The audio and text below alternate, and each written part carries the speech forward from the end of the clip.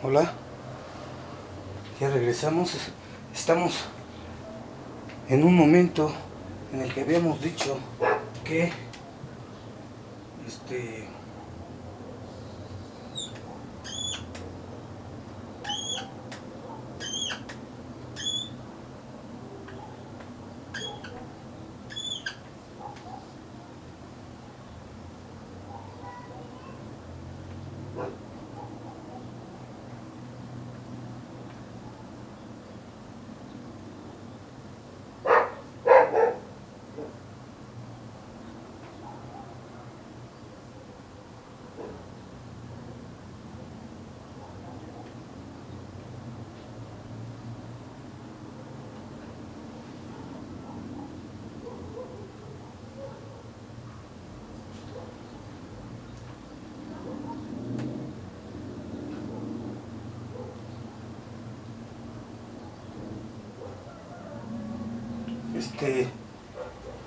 habíamos hablado de que el tiempo, más que ser lineal como hasta ahorita, digamos, se nos ha enseñado, es como lo comprendemos hoy en nuestro tiempo moderno, en donde la presencia constante, como bien lo apuntaba el maestro alemán Martin Heidegger, consideramos solo la presencia del presente, ¿sí? De tal manera que el pasado y el futuro, digamos que originariamente no se consideran. Se consideran de manera derivada, meramente. Habíamos dicho también que la base de todo, es el pueblo. Por eso es que las pirámides, si las comparamos con otras estructuras, las pirámides es casi imposible que se derrumben, ¿sí? Podrán derrumbarse quizás aquí algunas cositas, pero la base del pueblo es la que sostiene todo. Por eso es que en los mexicas se dice que los macehuales son las manos y los pies de la ciudad, porque ellos representan, digamos, el sostén, el alimento, que se logra con base al trabajo, ¿sí? Con las manos. No es fácil ser macehual, ¿sí? Hay que trabajar, como dicen aquí en México, hay que chingarle. Perdón por la expresión, pero son, digamos que, modos que se dicen para los que no son de México y sepan más o menos la jerga que se utiliza a veces aquí.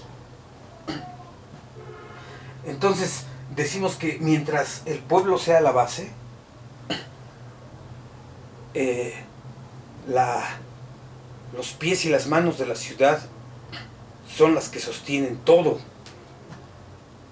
Ahora bien, del mismo pueblo emanan estos guerreros, estos sacerdotes, el consejo y el tlactuani.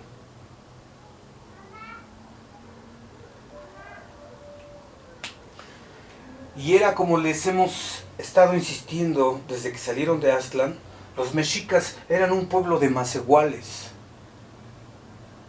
De tal manera que fueron brotando guerreros, sacerdotes, consejo, tlactuani, poco a poco, y hasta llegar hasta, digamos, su destino, que es llegar a ser guerreros, ¿sí?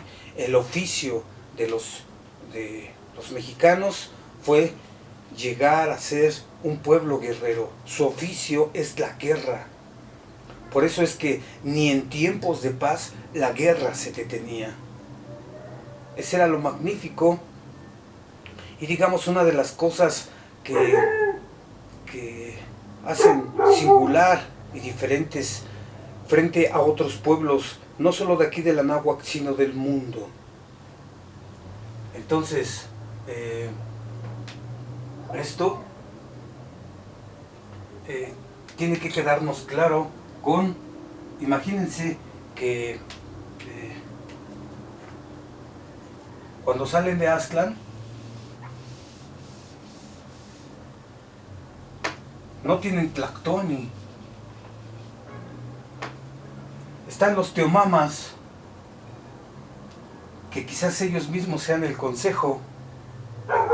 Eran 4 Teomamas, ¿no? El principal era el sacerdote Huitzilopochtli. Los otros no los recuerdo, pero había una sacerdotisa con ellos, una mujer. Entonces salen del pueblo con sus sacerdotes, que pues, también son como el consejo, por así decirlo. Y de estos sacerdotes, uno es el principal, ¿sí? El pueblo, digamos que todavía no era un pueblo guerrero. Había que llegar a ser un pueblo guerrero. ¿Sí? De este mismo pueblo, de estos mismos macehuales, tendrán que nacer aquellos que el dios Huitzilopochtli se refería como Tequihuaque. Recuerden, la 4ª cosa que les dicta su dios Huitzilopochtli. En la sesión pasada habíamos visto este asunto del peligro, ¿recuerdan? Que del peligro se despertaban los temples. ¿Sí? Ante el peligro es así como que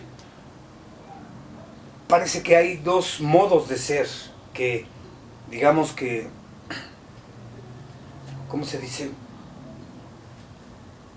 Son 2 modos de ser que inmediatamente, regularmente salen a la luz, ¿sí? Ante el peligro. Pudieran haber otros temples, pero esos temples no nos interesan porque no son los que marcan. Los que marcan son los temples del miedo, habíamos dicho. Y el temple del valor, referido a la valentía. Cuando sucede algo, ponemos el ejemplo de la alarma sísmica aquí en México, ¿no? Los que viven aquí en México saben de lo que hablo, ¿no? ¿Por qué?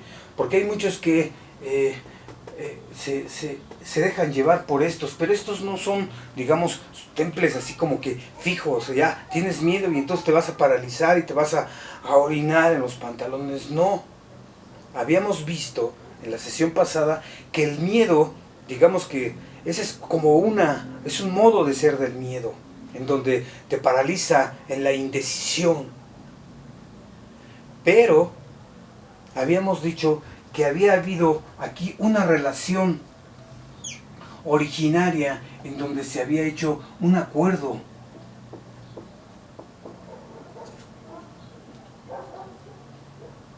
Se había dialogado. Se había hecho un pacto. ¿Sí? Es decir, el miedo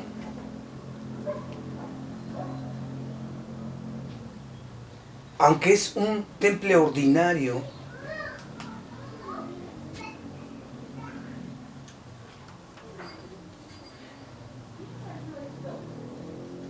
y el valor un temple fundamental. ¿Por qué? Porque está referido al ser y porque está referido a la deidad o a la divinidad.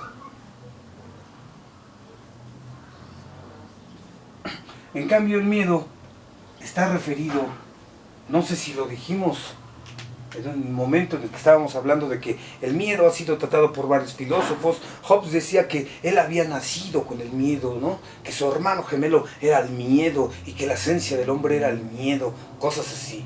Pero aquí vemos que no, que hay hombres de gran valor que no tienen miedo y que pueden pisar la tierra con la seguridad que le da, digamos, su propio Dios.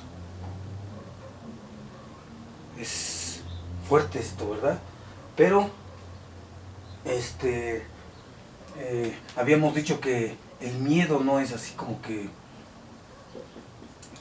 se hizo un trato, un diálogo, un acuerdo, un pacto. Y digamos que este modo de haber comprendido, a ver si se ve, este modo decíamos que es ontológico.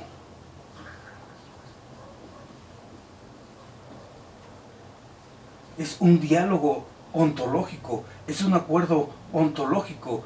Y si ya lo referimos a la divinidad, pues entonces, ¿qué tiene que ver con esto? Pues muy bien le podríamos llamar onto poético. ¿Sí? Porque tiene que ver con el ser y lo divino. El ser, habíamos dicho, de los que tienen valor, es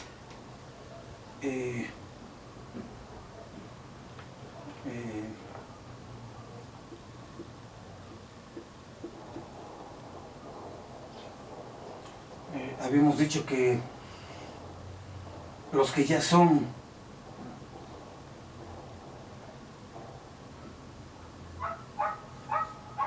esa es en la traducción de Navarrete, los que ya han sido.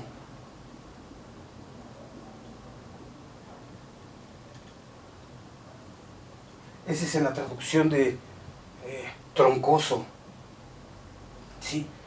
Que no tienen miedo, nos decía Troncoso, los que no tienen miedo.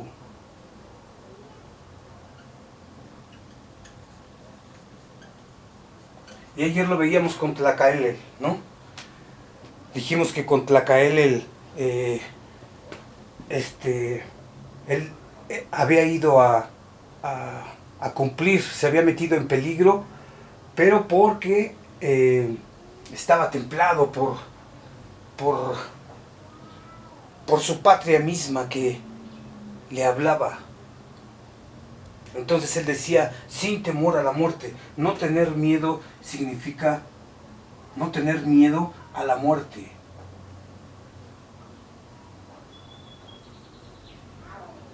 A la muerte, al dolor. ¿Por qué? Porque la muerte y el dolor en la guerra se sacraliza, ¿cómo se dice? Se bendice, se salva. Por ahí hay un poema que dice algo así como que, ¿acaso se salvará nuestra muerte?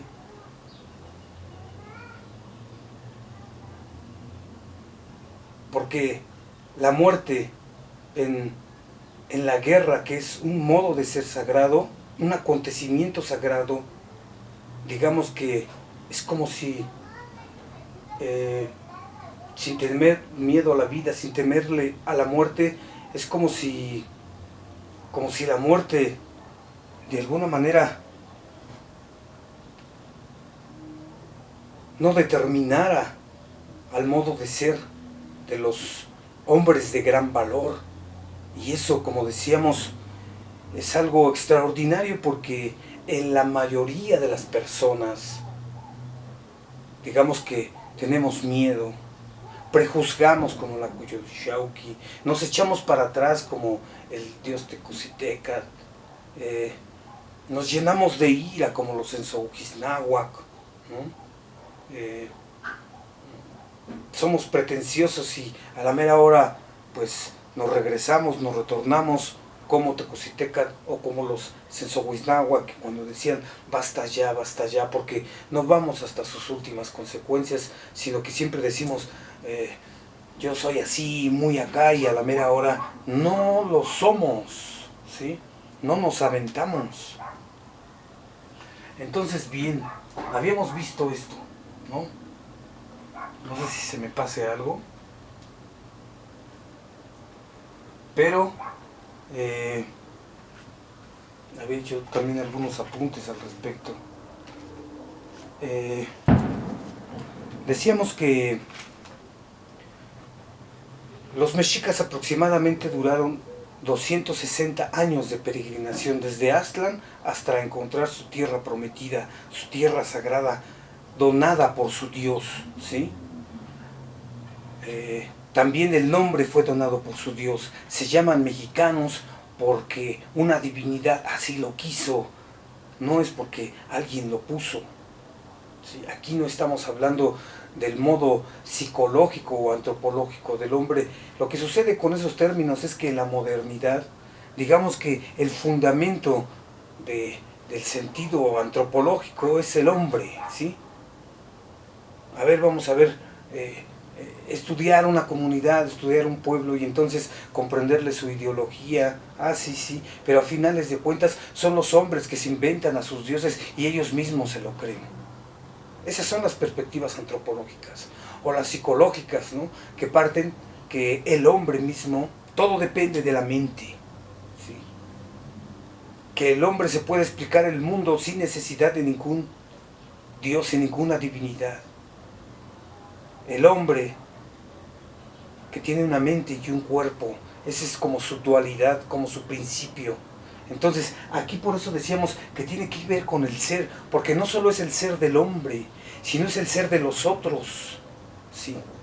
Sino es el ser de los dioses, de la divinidad. O sea, lo que nos constituye como hombres, no solo es, digamos, ¿cómo se podrá decir? Un yo, al estilo moderno, sino que mi ser siempre es constitutivo de o con los otros, ¿sí? Es un ser para la muerte, es un ser en el mundo, es un ser con los otros, quiere decir, ya sea piedras, plantas, animales o dioses, ¿sí? Pero principalmente el ser con, mi ser con como ser con los otros, está precisamente referido al ser de todo, de la totalidad de todo lo ente, ¿sí? Pero no es algo que se conciba la totalidad de todo lo ente, sino que nos hallamos en medio de esa totalidad de lo ente y en el que nos damos cuenta de nuestro, ¿cómo se podrá decir? De nuestro sostén, ya sea el abismo, ya sean los dioses. Pero precisamente este trabajo tiene que ver con nuestro ser, que tiene que ver el todo y tiene que ver la nada, tiene que ver la existencia, la vida y tiene que ver la muerte. Decíamos, somos seres para la muerte. Nuestro destino es morir, pero no vamos a morir un día, sino que la muerte nos es constitutiva. Yo veo con el lente de un mortal, mi mirada es mortal, soy un ser mortal, traigo la muerte, porto la muerte, aunque no se vea, como el cinturón que trae la Coyolxauhqui, o el cinturón que trae la madre tierra por delante y por detrás, ¿no? Que son dos cráneos, como cinturón. Portan el abismo, decía Hölderlin, en palabras de Hölderlin, apropiándonos. Bueno, decíamos que llegaron casi 260 años a México Tenochtitlan. Después de ahí tardaron 100 años en poder liberarse. Es decir, lo que vimos anteriormente con este contrato social, este contrato ontológico, este acuerdo, este trato que se hizo, este contrato que se hizo entre las partes de los que tenían miedo y valor, que logran la unidad, ¿sí? Que el miedo no es un miedo, digamos, lleno de pánico, como decimos aquí en México, no está paniqueado, sino es un miedo previo a la muerte que precisamente por su miedo quiere cuidarse a sí mismo, y lo que ve es que estos hombres son de gran fuerza, de gran entrega, ¿sí? Son como se dijo en un momento, ¿no? Que ya no había falta réplica y que ellos reconocían que habían luchado contra los azcapotzalcos con gran valor, con gran esfuerzo. Ellos se lo reconocían y por ello les daban pleitesía, honores, se les reconocía. Entonces, desde el miedo, cuando es un miedo propio, de alguna manera, por aquí habíamos puesto en nuestros apuntes,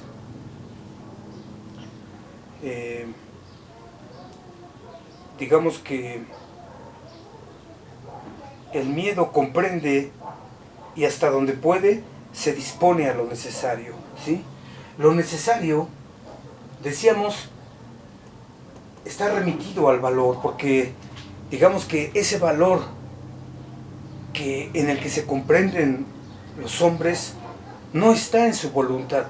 La voluntad, si está con el valor, entonces comprende y digamos es sabio convenir, es sabio disponerse a lo necesario, es sabio convenir con lo necesario, es sabio disponerse en lo necesario. Entonces, digamos, la sabiduría del pueblo, de los macehuales, digamos que reside en ello, ¿sí? Así como diciendo, pues yo soy miedoso, ¿no? El Dasein, la existencia, el existente es miedoso. Y entonces, pues lo que hago es cuidarme, pero para cuidarme veo que este que llega más alto que yo, él me puede cuidar, él me quiere cuidar, yo quiero que me cuide. Y entonces hacemos un acuerdo, ¿sí? Como decíamos, no es fácil ser más igual. El trabajo es el sudor de su frente, pero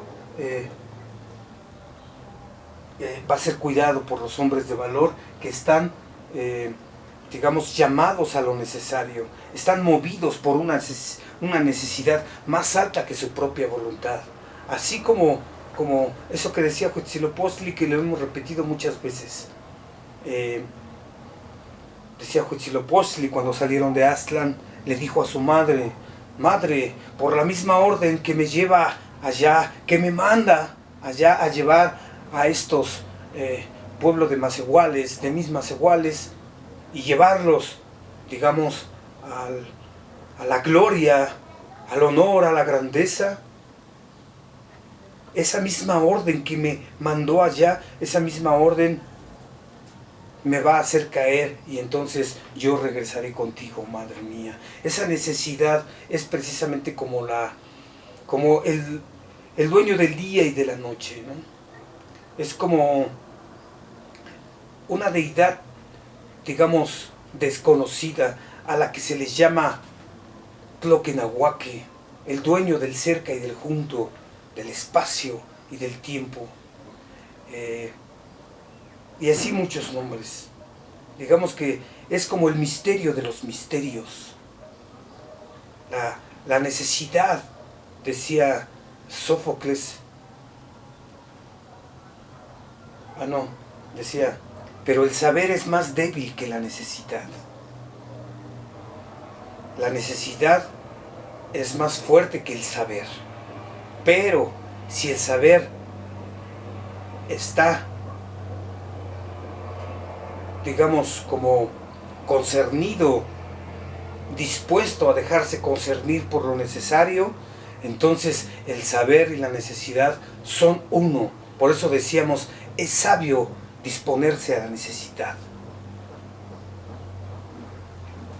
Pero bueno, dentro de lo que hemos visto, decíamos que pasaron 100 años, 260 años que encontraron la tierra prometida, más otros 100, fue en 1325 que se fundó Tenochtitlan, más otros 100, 1425, unos dicen 27, otros dicen 28, no importa, son 100 años, digamos, ajustando.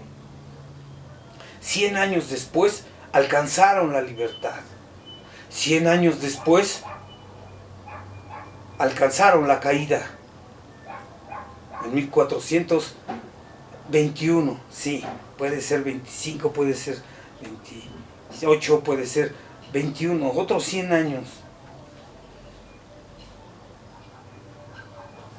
Decíamos que cuando nosotros vimos esto, digamos que podríamos decir que hay una diferencia precisamente porque el valor se mueve por lo necesario y el miedo, como no se mueve por lo necesario, sino por lo ordinario, no, el valor se mueve por lo fundamental, necesario, que es el ser o la divinidad. Entonces el miedo se deja guiar, se dispone por los que tienen gran valor. Por ahí hay un poema que luego se los traigo, pero es así como que ellos son los guías y a ellos, como dice algo así como de ellos uno depende de ellos, porque de ellos uno depende, ¿sí? Ellos, los que tienen miedo, el temple ordinario, por así decir, depende del valor fundamental, del temple del valor, que está infundido por su Dios, ¿sí? Animado por su Dios. Entonces, digamos que el miedo podrá tener su lado, digamos, ordinario, pero eso no quiere decir que no se deje determinar por su modo de ser propio, que es, digamos, que haciendo un acuerdo, un pacto con los hombres de gran valor. A ver, vamos a ver si...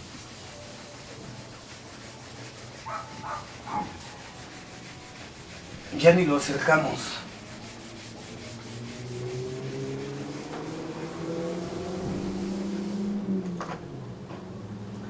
Habíamos dicho que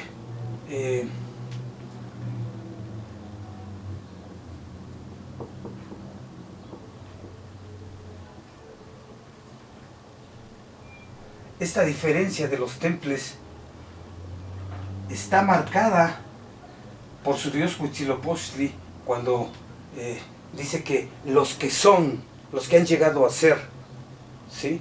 Los que han sido, esos son los que van a gobernar, ¿sí? Hay muchos que dicen todavía así como no sé, así como que es que yo siempre he sido, no puedo llegar a ser otro del que yo ya soy. Digamos que cuando las personas se cierran así, no solo hacen imposible un diálogo originario, sino más bien se abren discusiones en las cuales se vuelven, como dicen, cuando está uno borracho no es bueno hablar ni de política ni de religión, algo así. Entonces esta diferencia entre el temple fundamental que remite a los gobernantes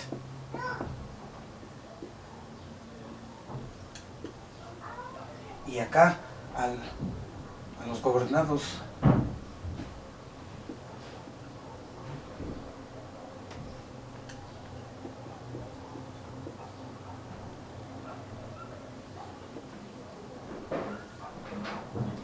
esta diferencia se nos revela, ¿sí?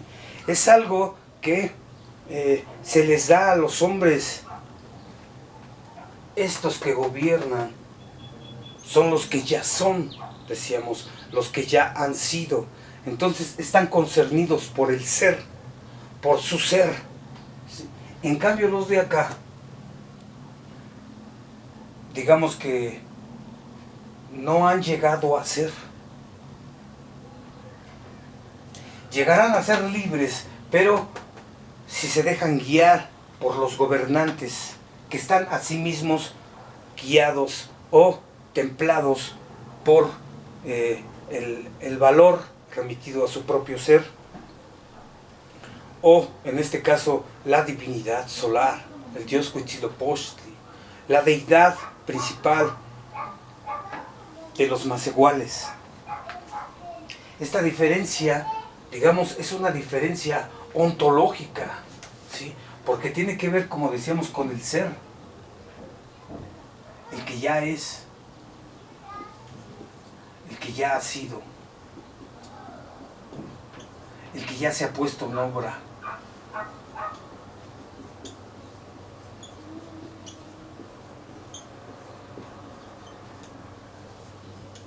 Esto es con respecto al gobierno. En cambio, para los macehuales, en tanto que llegan a ser libres, sí, pero no por ellos mismos, porque ellos no lucharon. Sin embargo, acordaron con los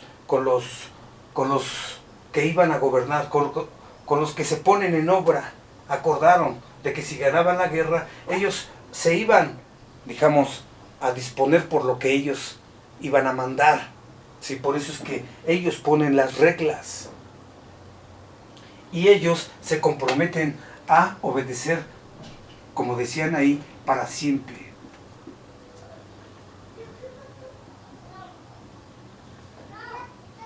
Nos llama la atención este para siempre, lo leímos en la sesión pasada, porque parece que cuando ya no terminamos de leer un texto en donde también hay un acuerdo poético cuando salen de Aztlán entre el pueblo y su Dios. El pueblo, digamos que su guía, el sacerdote Huitzilopochtli, vamos a ponerlo un poquito para acá para que se centre. Digamos, es el que hablaba por ellos, ¿sí? De tal manera que se hace un acuerdo entre la divinidad y el pueblo, habíamos dicho, ¿no? Entonces el Dios Huitzilopochtli le dice: si ustedes obedecen todo lo que yo les digo, todo lo que les mando con rigor, que entre muchas cosas son sus 6 mandamientos, si ustedes me obedecen en ello, entonces alcanzarán la grandeza, la plenitud. Pero ustedes no, sino los hijos de sus hijos de sus hijos, sus divididos, sus pestañas, sus cejas, sus uñas, su cabello. Eso quiere decir.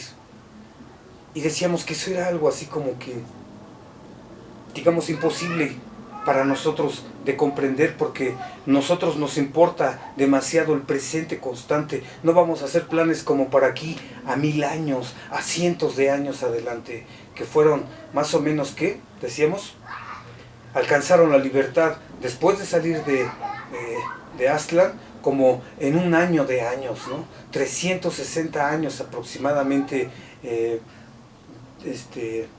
tardaron los mexicas en fundarse. Y si las fechas más o menos concuerdan, digamos que estos 5 años, que son 365 años, refiriéndole a los Nemontemi, a los días aciagos, los días vanos, los días sin nombre, entonces nos remite a algo, digamos, como, si es que eso checa, como extraordinario, en el sentido de que en esos días, en esos años aciagos, o sea, que tardaron después de salir de Aztlán, si los contamos así, si jugamos con este numeral de 360 años, en esos 5 años que faltaban, fue cuando los mexicas, digamos que se preparaban para ascender a lo que ellos estaban como determinados. Ahora bien, esto es muy importante porque decíamos que cuando salen de Aztlán hacen un acuerdo entre el Dios y les dice: si ustedes me obedecen, si hacen todo. Y entonces Huitzilopochtli le dice: ¿por qué no habríamos de obedecer y hacer todo lo que nos mandas? Siempre te hemos, ¿cómo se dice? Obedecido, ¿sí?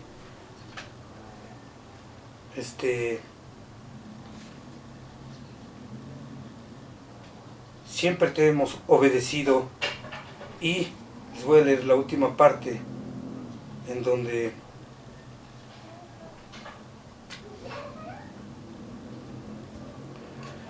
ya no terminamos de decirla, pero en la sesión pasada, pero digamos que aquí se da un contrato, también hay un diálogo entre la divinidad y el representante de los Mexiquín, de los macehuales, del pueblo macehual, como comenzaron los mexicanos, ¿sí? Le dice: porque en verdad somos únicamente los macehuales de los gobernantes de los aztecas, y nuestros dioses tampoco son sus dioses, solamente a ti servimos y adoramos. Esto en Aportes 2, en nuestra obra que, no, que ya escribimos, pero que no ha salido a la luz, lo pusimos como que hay una relación entre lo que se dice en el escrito sobre la quema de la historia y esto, ¿no?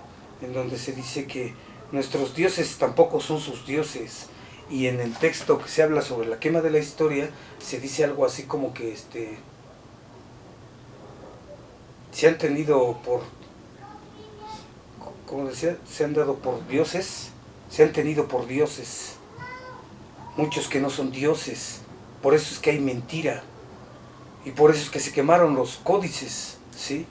Porque en otros códices se adoraban dioses que no son sus dioses. ¿Y cuáles son sus dioses? Pues podrá ser la diosa Tosi, podrá ser Coatlicue, pero principalmente es el dios Huitzilopochtli. Los otros códices que quemaron, digamos que podían torcer a la gente, porque hay mucha mentira en ello. Esos dioses no han llegado a ser sus dioses. Su dios llegó a ser en Coatepec. ¿Recuerdan? Ahí nació su dios por primera vez. Entonces, digamos que hay un primer acuerdo entre el dios y su pueblo, y acá hay un segundo acuerdo entre los gobernantes y los gobernados, entre los pipiltin, que se van a llamar después de que se regresan de la guerra ya con el rostro, digamos, de la libertad, que ganan a los azcapotzalcas. Entonces ya son pipiltin, han llegado a ser pipiltin por primera vez. Ahora sí, con todo derecho, se les llama pipiltin, nobles, niños preciosos, por así decir. Aquí se hace un segundo acuerdo. Nos llama la atención porque imaginémonos que no está esa parte del acuerdo aquí en estas obras de lo que les llaman la Crónica X. Imagínense que no está ese acuerdo. Entonces, puede pasar así, ¿no? Y los mexicas ganaron a los azcapotzalcas y Pero este acuerdo es muy importante porque decíamos, es un acuerdo originario. No es una teoría política, no es una teoría social, no es una ideología, sino es el acuerdo originario de un pueblo entre sí, entre los que tienen, entre los gobernantes y los gobernados, en los que están templados, en los que ya son, en los que ya se han puesto en obra, frente a los que no se han puesto en obra. Digamos que estos se ponen en obra cuando obedecen las leyes, cuando trabajan, cuando responden con su trabajo, y digamos que le rinden pleitesía a los que son más fuertes y que los cuidan, ¿sí?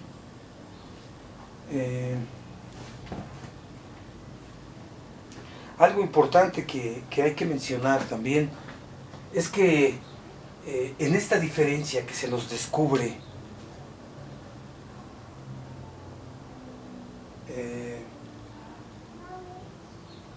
digamos que ya se está poniendo el modo de ser del régimen que están por fundar como pueblo libre.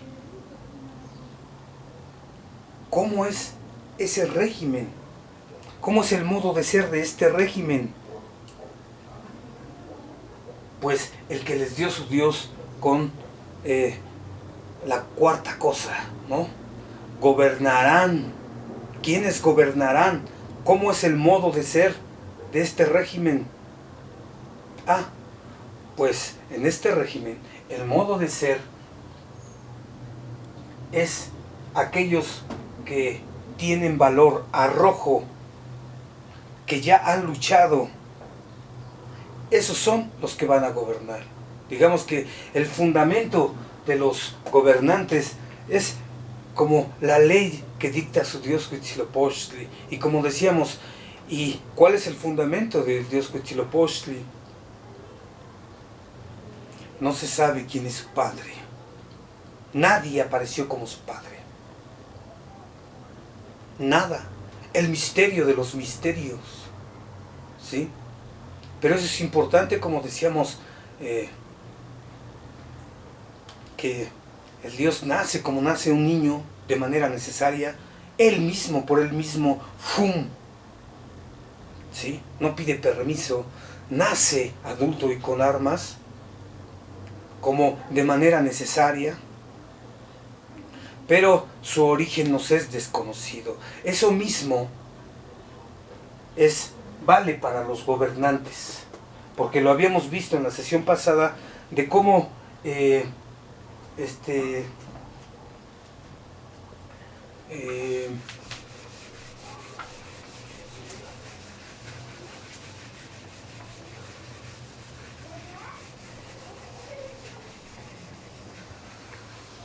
cómo el Dios, precisamente con el modo de ser de este régimen,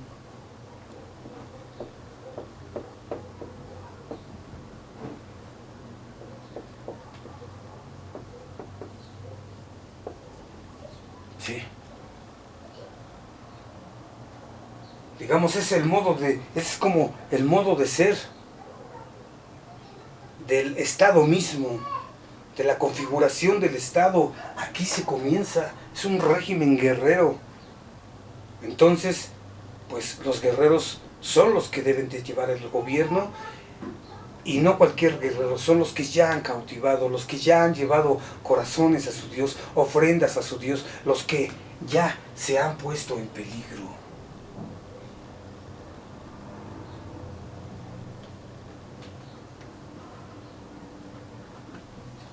En obra, ¿sí? Porque ponerse en obra es precisamente meterse en peligro, meterse al ámbito en donde, ¿cómo se podrá decir? En donde la vida no vale nada, el ámbito donde vivir o morir es lo mismo. Si yo como guerrero muero en guerra, si yo como guerrero salgo vivo y cautivo a alguien, si muero vivo es lo mismo. Es como entrar a un ámbito donde la vida no se tiene en nada, donde se tiene a la vida en nada, donde la vida no vale nada. Imagínense eso. Para la mayoría de los que somos simples, meros humanos, macegualuchos, como decía por ahí,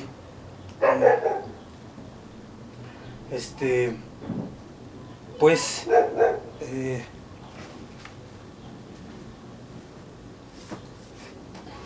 este libro creo que ya se los había presentado. Es de León Portilla y otro que se llama Earl Shorris.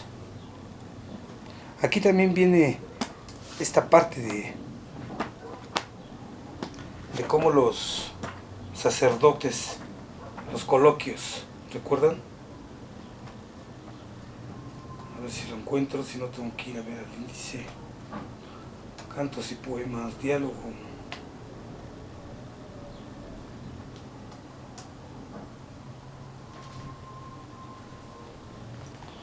Bueno, yo no recuerdo qué les iba a leer de aquí tampoco.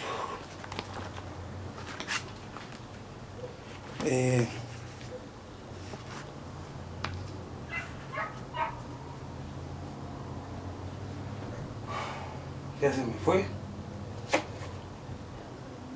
Se los iba a presentar, pero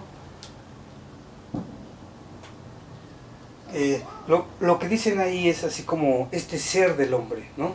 Somos macegualuchos, somos simples mortales, somos quebradizos, enfermizos, chillones, enojones, eso solo somos lodosos, nos dicen los sabios en estos coloquios de 1524, en este diálogo de sacerdotes cristianos con sabios mexicas.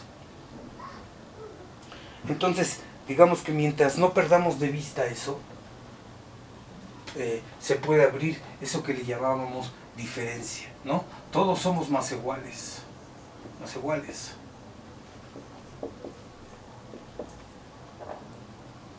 Todos somos más iguales frente a los dioses.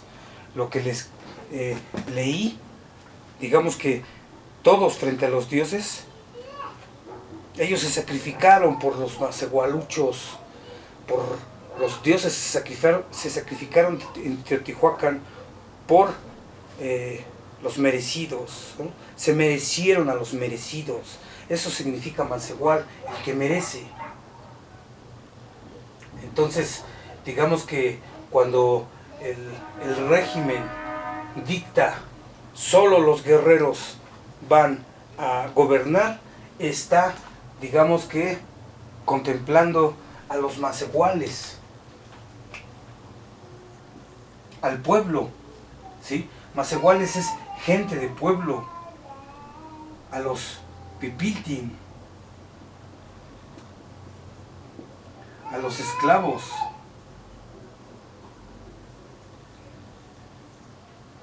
Lo que quisiera poner de relieve aquí es que cuando se da la ley cuarta, cuando Dios Huitzilopochtli da la ley cuarta, jamás dice, jamás de los jamases, y esto es esencial para comprender la mexicanidad, la esencia de la mexicanidad, el ser de los mexicas, lo que hace ser a un mexica ser mexica, lo que hace ser a un mexicano ser mexicano, ¿sí?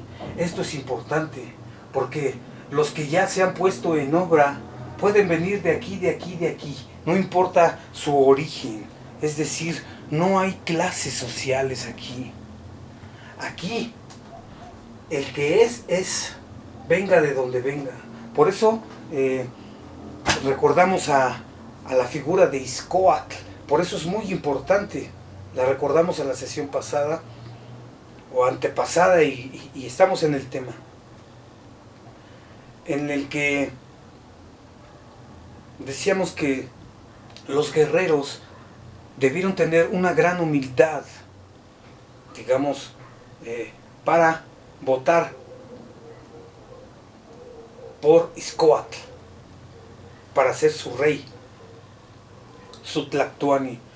¿Quién vota porque el hijo de una esclava sea el Tlactuani? Y todos votaron. Todos a una dijeron, él. ¿Sí? Porque es un momento de peligro. Y no nos vamos a poner así como que, no, yo, no, él, no.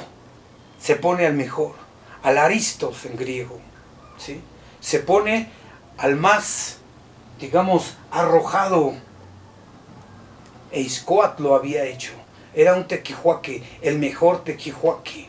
Era el más poderoso de los guerreros. Por eso se eligió, ¿sí? Si acaso alguien lo pensó que era un hijo de una esclava, quizás lo pensó, pero eso no importó para nada. Eso es lo que tenemos que poner énfasis. Hay que poner, digamos, ahí el ojo, porque, digamos, en la mayoría de las películas, iba a decir más bien, en la mayoría de los gobiernos, en el que estamos influenciados por millones de películas, así como lo ha dicho la historia, que se han puesto de moda ahorita, ¿no? El cine, la televisión, y más en estos tiempos de pandemia, se reconocía a los hijos de los nobles, ¿sí? Los hijos de los reyes son, digamos, como los que van a gobernar, meramente y ya. Y aquí no. Aquí, cuando el dios Huitzilopochtli da sus 6 mandamientos y nos dice en la cuarta cosa, solo gobernarán los que ya son guerreros. Eso significa que el origen del guerrero no importa. O sea, jamás de los jamases el dios Huitzilopochtli dijo que gobiernen los hijos de los nobles. Algo así, ¿no? que gobiernen los hijos de los Pipiltin. Él cuando dijo que gobiernen los que ya son guerreros, no está diciendo su proveniencia. ¿Por qué? Porque el origen, digamos, ¿cómo se podrá decir? El origen de cuna no importa, porque su origen, así como el origen del dios Huitzilopochtli, es un misterio. El surgimiento del guerrero Tequihuaque se da en un espacio sagrado, en donde, como decíamos, los hombres, vivir o morir no importa, pero se tenía que ganar la guerra, se tenía que llevar la ofrenda al dios. Digamos que eran hombres que accedían al ámbito de lo sagrado y retornaban de tal manera que ya tenían el poder, que ya tenían la venia de su Dios para gobernar. ¿Sí? Y que no importaba de dónde vinieran. Por eso es que, ¿de dónde vienen los guerreros? ¿Qué importa? No se sabe de dónde vienen. No se sabe por dónde van a saltar. Si de aquí, de aquí, de aquí. En el caso de Ixcoatl saltó de aquí, pero él era hijo, por supuesto, de un señor, del primer Tlactoani de México llamado Acamapixtli. Entonces, si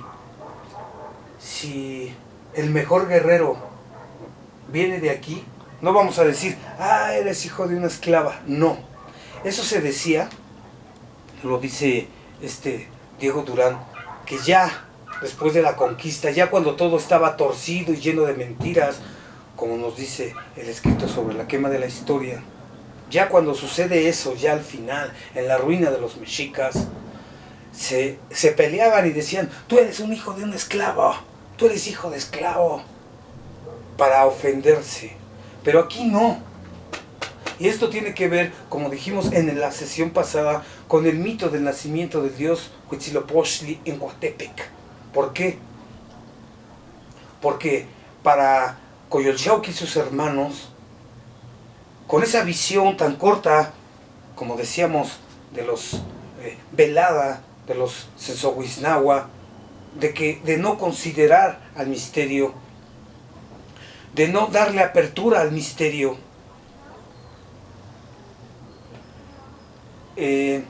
digamos que se cierran al milagro, al portento, y entonces dan por hecho que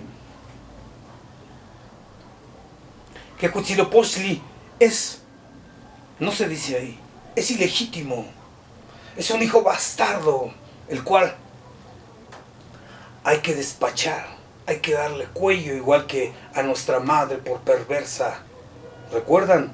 Eso lo vimos también en lo que es la historia de la peregrinación, y principalmente al comienzo de todos estos videos dijimos que comenzamos con esos dos mitos, y que en nuestros dos libros que hemos escrito y que queremos publicar, ojalá alguien nos haga el favor, vienen al final, ¿sí? Los dos mitos del nacimiento del dios Huitzilopochtli y del nacimiento del quinto sol en Teotihuacán. Entonces, digamos que el surgimiento de los que ya se ponen en obra es en el espacio sagrado, que es la guerra. Ahí nacen por primera vez, porque realmente ni nosotros sabemos si somos Tequihuaque o no. Eso solamente se ve, como decían por ahí, el Hijo de Dios, por sus obras os conoceréis. ¿Sí? Salud, salud. Entonces, lo que queremos enfatizar es precisamente el origen.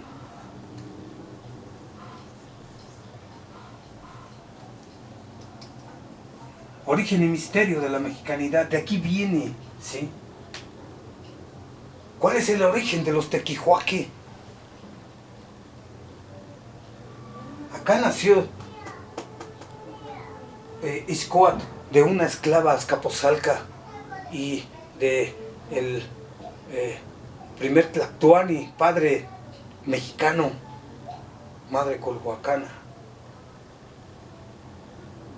Digamos que es como allá en el campo de batalla es donde nacen los tequihuaque. Ahí nacen en un ámbito sagrado. En la lucha, en la guerra, en donde ponen en obra su valor, en donde son favorecidos por su Dios, atemperados por la divinidad. Ahí es donde nacen. ¿Ya ven cómo se va descubriendo este asunto de la mexicanidad? La mexicanidad, digamos que tiene que ver con este temple, este valor de los guerreros, pero también tiene que ver con este misterio que los caracteriza, ¿sí? De surgir, de brotar como un Tetzahuitl, ¿sí? La guerra misma, la manifestación misma, la confrontación misma. Es un ámbito sagrado, decía Heráclito. La guerra es el padre de los dioses, o la madre de los dioses, según la interpretación que se le dé, pero aquí también podría decirse, ¿no? La guerra es el padre y la madre de todos los dioses, porque recuerden que ya en gran esplendor, con las guerras floridas, las guerras sagradas, las guerras se daban aún en tiempos de paz, ¿sí? Porque las guerras no eran unas guerras por enemistad, sino que era una gimnasia sagrada, por así decirlo, una gimnástica, un agonismo, como les llaman los griegos, ¿no? O un sentido agónico o algo así. Pero bueno, si nosotros le preguntáramos, digamos, hipotéticamente a Coyolxauhqui y a sus hermanos, ¿qué te parece Ixcoatl? No, pues es hijo legítimo, ¿sí? Es hijo de esclavas, hay que matarlo, es un bastardo, pero no. Se reconoció el valor porque el régimen venía dándose así y vale decir, decíamos que la quema de la historia es la reivindicación misma de la misma historia, ¿sí? La historia que está por reescribirse no es inventada, sino que es reapropiada, reivindicada. Ahí se va a reivindicar por primera vez el Teamochtli, los 6 mandamientos del dios Huitzilopochtli se van a poner en obra de una manera que no se habían podido poner anteriormente porque ellos estaban sujetos, no estaban dedicados a la lucha, ¿sí? Estaban oprimidos y tiranizados. Ahora, como seres libres, es otra cosa, como decía, ¿no? Otra cosa mariposa.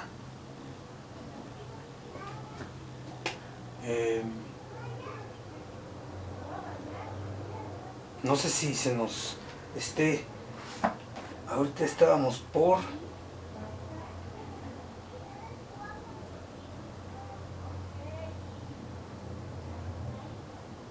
Sí, estábamos hablando de la reivindicación. Que esta reivindicación, que este modo de régimen guerrero, digamos que ya es el modo de ser del régimen en el cual se van a dejar determinar los mexicas, ¿sí? El modo de ser del régimen es este. La cuarta ley, ese es como el mandato.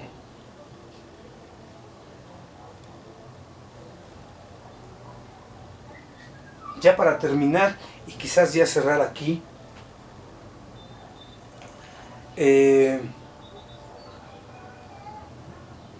esto tendrá que ver, y nada más lo ponemos así porque ya lo dijimos, que el Dios jamás dijo que gobiernen los hijos de los príncipes, que gobiernen los hijos de